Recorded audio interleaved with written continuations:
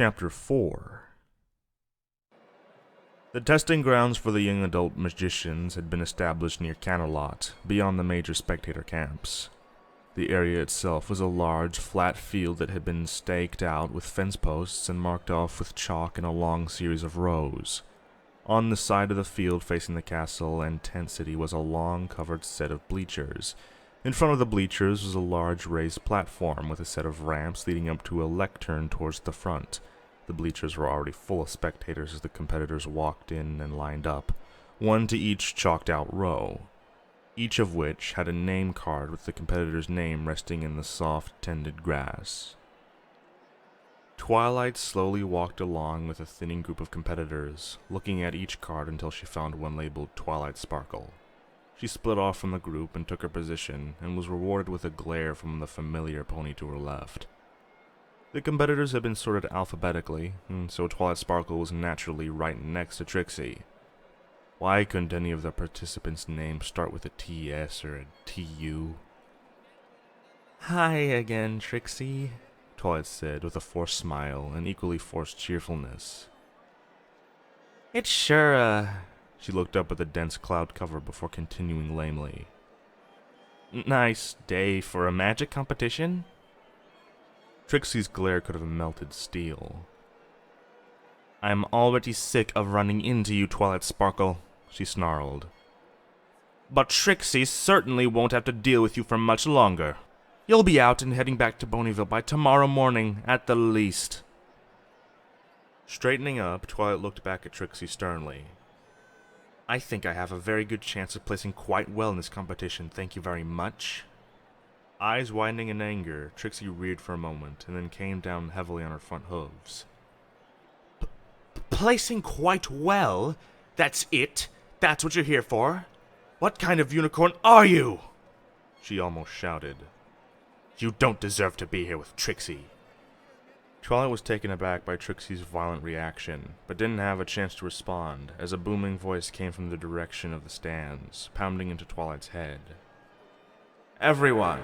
The familiar voice reverberated across the fields, and Twilight returned to see that the raised platform and lectern were now occupied by the unmistakable green and red form of Nastariet the Dragon Queen. "Welcome to the first day of the Moonstone Cup tournament." A round of applause went up from the spectators, while many of the competitors shuffled in place, some excited, some nervous, some, like Trixie, impatient to get on with the tests. "The first day of the competition, you will demonstrate the extent of your skills as magicians. You will have no opponents but yourselves, and many of you will discover, as so many have for hundreds of years, that your own most powerful opponent is you. Your power, knowledge, and creativity will be put to the test, and the best among you will go on to the next day's competition." The shape-shifting dragon went on to talk about the first round of competition, a simple test of control and versatility using a number of small projectiles, which had been set out at the end of each row next to a small target. Most of the competitors found this test of telekinesis relatively painless, and Twilight was no exception. She launched her projectiles with deadly accuracy at the center of the target. Some lobbed in gentle arcs, while others fired like sling bullets. After a short time, the cluster of marks on Twilight's target was one of the smallest and tightest of the entire field. Most of the other competitors had done quite well as well, and with a thunderous call from Nastariet, the round had ended. Each of the competitors placed their projectiles back at the end of the row. The next two rounds required a little more exertion from Twilight. First, Transmutation. The projectiles were named as Transmutation targets. Twilight thought of Spike with a smile, and her horn glowed brightly. A matching glow surrounded the projectiles, and with a pop, they transformed into a set of baby dragon-sized formal attire. A top hat, dinner jacket, a pair of tiny polished Oxfords, and a diamond-tipped cane. She let out a long breath, and her smile brightened as she thought she heard Spike's cheering voice from somewhere behind her. Transmutation was also the first point at which the true range of Twilight's competition was made real to her. Trixie's spell transformed her objects into a swarm of brightly colored butterflies. Twilight saw the azure unicorn smirking out of the corner of her eye, while she cast her eye across the other results. There were plants, animals, birds, household items. One of the aspiring young wizards roughly halfway down the field had transformed her objects into a bronze statue of an oddly familiar-looking griffin. The field was awash in color and movement. Twilight was rudely knocked to attention by the sound of Nishtariot's unfathomably powerful voice announcing the end of the round. At the same time, the various transmuted objects all lost their magic and turned back into the objects they started as. The unicorn felt a twinge of disappointment that she wouldn't be able to give the suit to Spike, though. Next was teleportation. Twilight dove into this trial with all four hooves. She effortlessly ping-ponged around the length of her row, vanishing and reappearing, first on the ground, then in the air, sometimes seeming to be in almost two places at once. After a minute of this, Twilight returned to the end of the row on the field. She sat and took a deep, satisfied breath, glancing idly around at the other competitors' attempts as she waited for her balance to return. Nothing she saw could compare to the acrobatic routine she had just accomplished. If she did this well with the rest of the competition, she'd be at the top of the starting ranks tomorrow for sure. After each competitor finished their short teleportation routine, Nishtariot stepped up to the raised platform again. "Competitors!" The Dragon Queen's voice seemed to echo from every surface, reverberating in Twilight's skull, which was still spinning from her exertions in the previous round. "In this round, you will demonstrate your abilities with object enchantment. You will each be provided with a simple target for your spells. All spells of enchantment are allowed, but please keep in mind the principles of good sportsmanship and do not try to use any spells that would directly affect or harm your fellow competitors or any spectators." The clarion voice silenced as a pair of royal guards began walking down the long row of young mages, placing a single white bean in front of each. With a muted grumble, Twilight realized that her plan for this round, to simply use her mind-bending want-it-need-it spell, that had been proven so powerful in Ponyville, was not going to be acceptable. She mentally kicked herself for not realizing that such a spectacularly dangerous spell would have no place around this many ponies. What to do? A basic come-to-life spell would do little to a Pinto being, and creating a magic Mexican jumping being was not going to win this tournament. Looking around furtively, Twilight saw other competitors casting a bewildering array of spells on their beans. Some casting simple glow spells, making their beans into light sources. Not impressive, although the quality of the light these beans shed was unassailable. Others had used come-to-life spells, and sent their beans rolling, hopping, and in one case, dancing across the field. Next to her, Trixie was weaving something meticulous around the bean, slowly wrapping it in a web of thin threads of azure energy. Twilight could not begin to discern what her would-be rival was trying to do, but it was bound to be ostentatious. She turned her head, looking onto the stands, trying to see if she could find her friends. You'd think she told herself that a rainbow-maned cyan pegasus and a white unicorn with a bright purple mane would be easy to spot, but she could see no sign of Rarity or Rainbow, let alone any of the others. Rarity. Of course. Twilight grinned as she began focusing on the bean. She had never tried putting a detection spell on an object before, but it seemed like it would be essentially a reversed want-it-need-it spell combined with a detection spell for whatever one happened to be looking for. Thanks to Rarity, Twilight Sparkle already had a detection spell that she had to piece apart and reconstruct in her head. Rarity's gem-finding spell. Her horn glowed with a guttering purple light as she began to weave the composite spell around the bean. Then, the sky exploded. A roar came from the spectators, as Twilight desperately tried to hang on to the somewhat tricky spell she was weaving. She glanced around quickly, trying to find out what was so fascinating and what had utterly blinded her. The sky was filled with glowing trails as if left by a swarm of particularly artistic fireflies. The trails spelled out a single word in elaborate cursive writing: Trixie. Trixie's beam was screaming through the sky impossibly fast, trailing a blindingly bright blue afterimage as it traced over and over again, leaving the show pony's name burned across the sky, and every pony's retinas. Twilight was committed to her own spell, and so she turned back, sweat beading on her sides. A gem detection beam wouldn't impress anyone after Trixie's showy and, Twilight had to admit it, technically impressive stunt. but maybe with some slight modification, the basic idea would be salvaged. She carefully broke some of the strands of power she had woven around the bean, building new patterns inspired by what was going on above her. She poured as much power as she could into her violet-wreathed bean, and then released her hold. For a moment, nothing happened. Then, with a light pop, the bean was gone. There was a ping sound next to her, and Trixie stumbled slightly as Twilight's bean ricocheted sharply off the emerald clasp of Trixie's cloak. "Really, Twilight Sparkle?" Trixie spat contemptuously. "That's just pathetic, even for—" She stopped awkwardly as the gem at her throat began to glow a brilliant clear green. Another ping, and a gasp from nearby, and another unicorn competitor who was wearing a tiara found the largest stone in it beginning to glow brightly. Another, and another, and soon a whole chorus of crystalline stones rose from the spectator stands as the bean found the largest concentration of stones and began skipping from gemstone to gemstone, infusing each with a small amount of magic, just enough to power a simple glow spell. Twilight sat down, panting, a spark or two spitting from her horn as she took an available moment while the Dragon Queen appraised.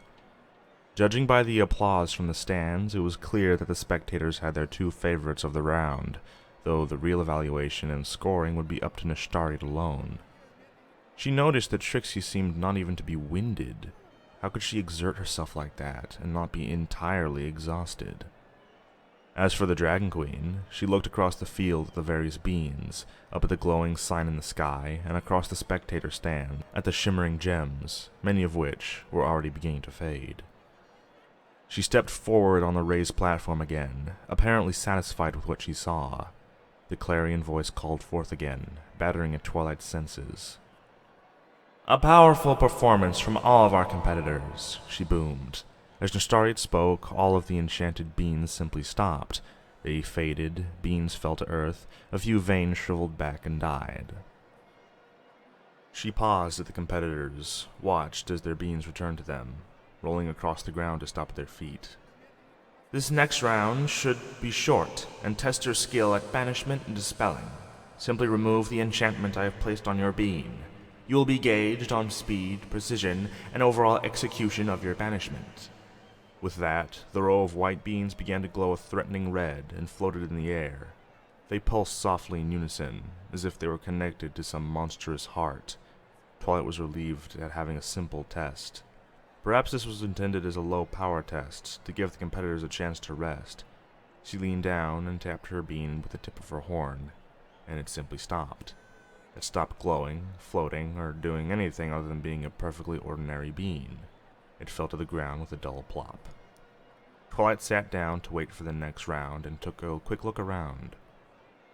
All around her, her fellow competitors were struggling with their beans. The red glow was warping threateningly around horns and beaks, throwing sparks as it fought strenuously against the various attempts to banish the emitting force within. Twilight blinked in confusion and looked over her shoulder at the stands and the judges behind her. Nashtarit was staring back at Twilight. Shock edged deeply across her normally flawless sculpted face. Twilight quickly looked forward again, perturbed.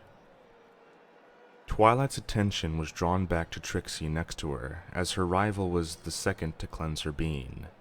It was not the clean banishment Twilight had used. Trixie's horn glowed maleficently. The tendrils that reached out from the bean was now held fast by Trixie's own threads of energy. With a cry, Trixie ripped the animating force from the bean, breathing heavily for the first time. Trixie absorbed the energy from the bean, the slowly fading red glow looking like a dried bloodstain on her horn. At that moment, the bean was dispelled. Even from a safe distance, Twilight could feel the power coming from Trixie's horn rake across her mind with the promise of oblivion. Trixie hadn't dispelled or banished the magic on the bean. She had quite literally killed it. Twilight suddenly felt sick and very alone. Twilight slumped to the ground, trying to ignore the unpleasant feeling in the pit of her stomach as she thought about the next round. Summoning was never something Twilight had particularly practiced extensively. She was skilled at teleportation, both moving herself and moving other people and things, and that solved most problems that asked for summoning. Unfortunately, the problem here was to demonstrate one's facility at summoning specifically. In principle, summoning was not drastically different from teleportation, except that the thing that was being teleported was not located on the physical plane, which complicated things somewhat. Once the banishments were complete, Nistariot announced the next round to the exhausted competitors. Twilight stood up, still racking her brain for an effective summon spell. She looked to her left, and a loud snort from Trixie, who was pawing at the ground aggressively. Trixie was already gathering power around her horn when she noticed Twilight looking at her. With a smirk, Trixie narrowed her eyes at Twilight. "Oh yes, please, Twilight Sparkle. This is the part Trixie's been waiting for. Watch in amazement!" While the other competitors were beginning the laborious process of working up a summoning spell, Trixie was already deep into hers, blue energy beginning to gather in a sphere in front of her. Twilight turned her attention back to her own spell with a grimace. What should she summon? What could she summon? Some calm part of her mind chuckled and suggested that she should summon something that wouldn't scare Fluttershy, which narrowed the field quite a bit. Thinking about her timid friend suddenly made it all come together for Twilight. Fluttershy and Applejack would both approve of something that she had the raw material for all around. The grass under her hooves, the nearby woods, even her discarded bean from the last two tests would serve as a summoning focus for a plant elemental. Twilight grinned and began focusing energy onto the bean again, using it as a central focus to build the plant elemental's body around. The bean skin cracked and split as shoots came out, growing and forming limbs while the small fragments of grass and wood bound together to form a tail and a head. A small part of Twilight's mind that wasn't deep into the summoning spell idly noted a sharp crack and a whiff of ozone next to her. She paid no heed to it, however, and continued the laborious process of drawing the alien being into the plant body she had prepared. The plant elemental grew and grew. From a body barely larger than a bean, it grew to be slightly taller than Twilight Sparkle, a perfect pony made of grass and tangled wood. The plant creature regarded Twilight with a silent curiosity. It turned its head slowly to face towards Trixie's row on the field when a sharp shriek came. Twilight swiveled her head as well in alarm. Facing Trixie was Trixie. The two ponies were physically identical, the same color, the same cutie mark. One was dressed in purple and orange costume Trixie had worn the entire competition, while the other wore no clothes at all. "What? Where am I? Who are you?" The doppel Trixie was clearly terrified, looking around at the magicians near her, and especially at the mirror image. She then spied Twilight, who was staring dumbfounded, and relief washed over her face. "Twilight! Love! Oh, thanks, Celestia! What's going on here? Who is this?" Twilight nearly swallowed her tongue. What?" she managed to choke out. Heedless of Twilight's discomfort, the duplicate Trixie ran over to stand uncomfortably close to her. "Twilight! Trixie wants to know what's going on. Who is this other pony that looks like me?" What?" Trixie stalked up to the edge of her row, angrily glaring at Twilight. "What did you do to Trixie's spell?" she screamed. "Couldn't beat the great and powerful Trixie, so you decided to cheat. Is that it?" Twilight shook her head and recovered her senses enough to edge away from the extra Trixie. "I didn't do anything to your spell," she protested.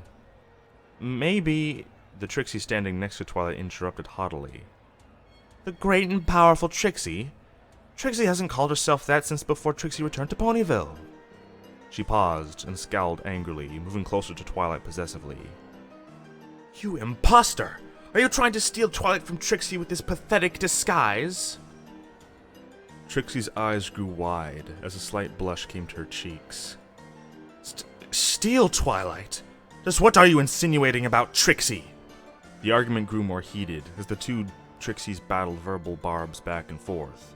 Twilight was unable to get a word in edgewise around the volley of Trixie this and Trixie that, so she continued to shy away from the Trixie that was laying claim to her personal space, and then looked up as a shadow fell across the trio. Nistariot stood nearby, towering over the three ponies, still unnoticed by any but Twilight. "Enough!" her voice boomed, deafeningly, and the two bickering Trixies stopped. They both looked up at the Dragon Queen, stunned. "Namdar ud uk kalama ara," said the plant elemental evenly. After the competition, an exhausted Twilight dragged herself towards the stands to meet her friends. The unsettling Doppeltrixie that was fixated on Twilight had been sent back to wherever she came from, and Trixie had ignored Twilight for the rest of the trial. The physical augmentation round ultimately turned out to be both one of the most simple and most difficult. Twilight used the spell that she had found to give Rarity wings. She had very nearly passed out doing it, but it had worked, and she was still wearing the limp, lifeless butterfly wings when the competition broke for the day. She found her friends waiting for her to the side of the wooden bleachers, and was promptly tackled to the ground by Pinkie Pie. "Oh my gosh, Twilight, you did so great! We were watching the whole time! That thing you did where you made all the gems light up was so pretty!" Twilight smiled warily. "Thanks, Pinkie, but maybe could you let me up?" Pinkie moved away and offered Twilight a helping hoof. "Sorry, Twilight. It was just so exciting to watch. I thought magic contests would be boring contests where ponies read books at each other, but it wasn't like that at all."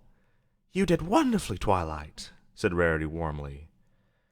"There were lots of great magicians in the tournament, but everyone could plainly see that you stood out among the rest, especially from that Trixie. And those wings look at least as smashing as they did when they were on me." "Well, thanks, Rarity. I just hope I don't run into Trixie again," Twilight sighed. "Her summon was kind of upsetting for both of us." "Sugar, if and you do, I'm sure you'll give her exactly what she deserves," Applejack said with a grin. "Twilight, you rock," Fluttershy offered quietly, to a general chorus of agreement. "Thanks, every pony," Twilight replied, some of the tiredness leaving her smile. "We should probably head back to the castle, though. I am exhausted." A strong, familiar, and welcome voice spoke up. "Then spare your hooves, Twilight Sparkle," Princess Celestia said kindly as she materialized next to the group. "I have come to convey thee to the castle as thy sponsor," she said with a wink. "It is my privilege and provocation to offer you and your guests lodging and hospitality for the entire tournament. My sister also sends her regards." Relief washed over Twilight's face. A meal and a warm, comfortable bed sounded just perfect, early in the evening though it might have been. "Thank you so much, Princess,"